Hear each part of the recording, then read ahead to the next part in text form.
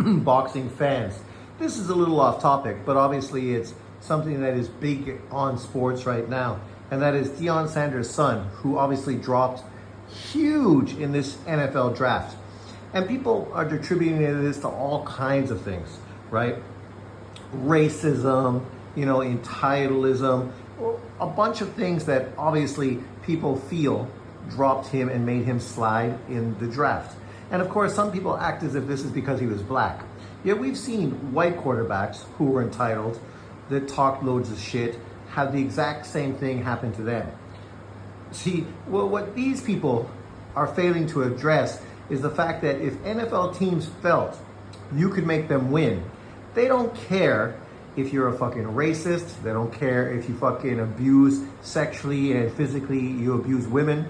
They don't care if you have fucking charges pending. They don't care if you're the fucking stupidest motherfucker that went to university but never passed a grade, can't even write, can't even read. Literally, they don't care.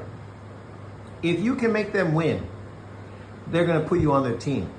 The fact that people didn't draft this kid is because they felt he's not as good as he's making himself out to be.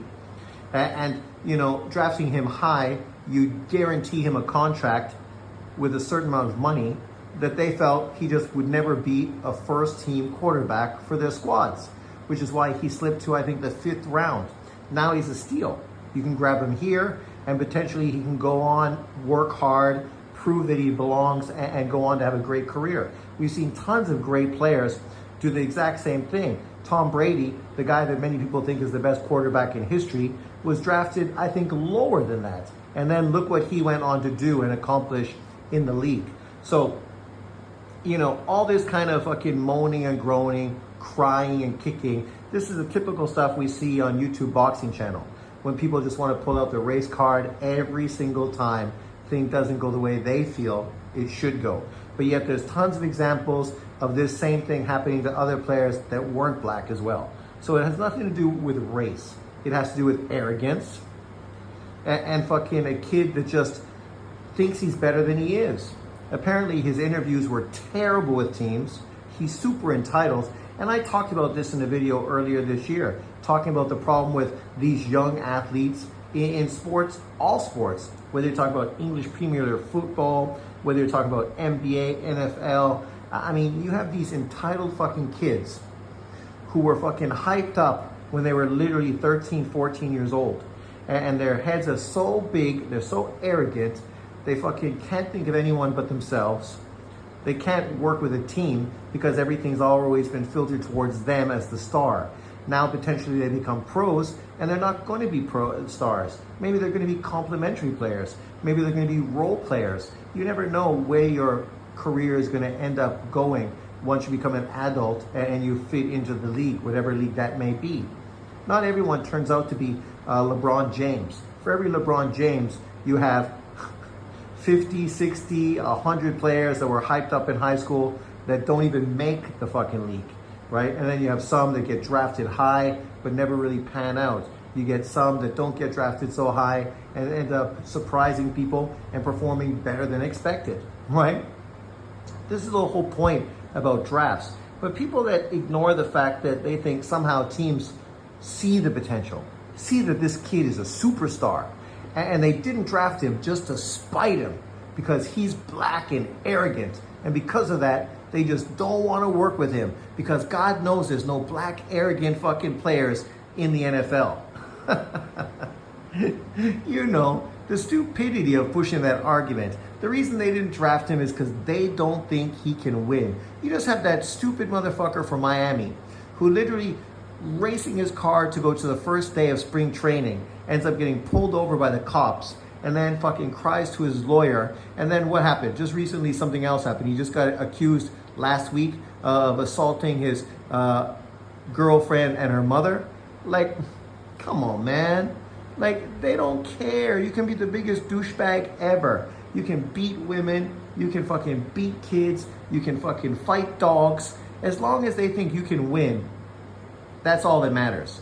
So the fact this kid didn't get drafted has nothing to do with him being arrogant, has nothing to do with him being black. It's the fact they think he's not that good. He's overrated. He, he's not a guy that's going to transition to the league and do well because he doesn't take coaching well. He can't be coached. He can't be talked to, right? He doesn't pick up schemes the way you need to in the NFL, which is a lot different than playing in college, right?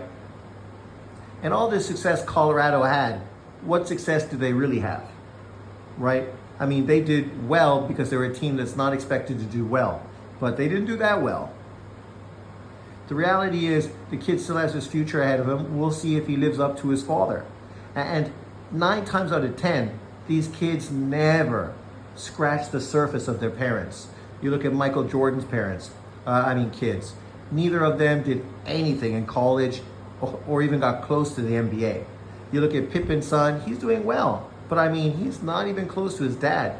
Peyton's son, not even close to fucking his dad. You know, you look at LeBron James' kid. Oh my God, the only reason he's in the league is because his dad fucking pulls the strings with the Lakers. Otherwise, that kid wouldn't have even got drafted because he can't even hit a fucking jump shot. He's an undersized shooting guard, 6'2", 6'3" shooting guard with no jump shot. I mean, exactly what you need in the league, right? People would love to always chalk this up to racism because they're so fixated, obsessed, that there's always an excuse that the black man is getting put down. And it always is racism. It's always whitey, keeping the black man down. Yet in the NFL, over 50% of the league are black men. So obviously no one's keeping them down. They're making millions of dollars playing a kid's game, and they could be criminals, fucking have charges, and that shit never stopped any of them from getting drafted in the NFL. But let me know what you think in the comment section below. Thanks for watching.